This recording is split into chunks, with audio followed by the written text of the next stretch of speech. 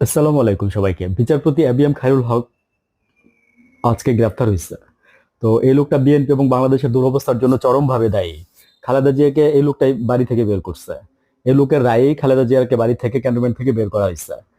মানে জিয়াউর রহমান আপনার স্বাধীনতার ঘোষক না, এই ব্যক্তি রায় দিচ্ছে।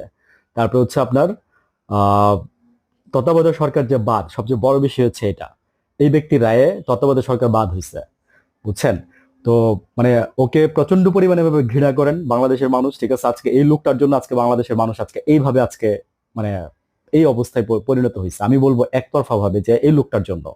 হাসিনা বলছে সমস্যা না, হাসিনার কাজ হাসিনা করায়নি তো, কিন্তু আপনি যখন পদত্যাগ করতেন তখন ব্যাপারগুলো অন্যরকম ভাবে করতো। আর এই তত্ত্বাবধায়ক সরকার যদি আপনার বাদ হয়ে না যেত তখন, তাহলে কিন্তু আজকে হয়তো মানে দেশটা এরকম হইতো না। এই একমাত্র এই লোকটা দায়ী, ঠিক আছে? আমি এর আগের কিছুদিন আগে আমার একটা ভিডিওতে বলছিলাম যে এই লোকটার কথা আমরা মনে রাখি, কিন্তু আজকে এই লোকটা গ্রেফতার হয়েছে। ভালো থাকবেন সবাই, আসসালামু আলাইকুম।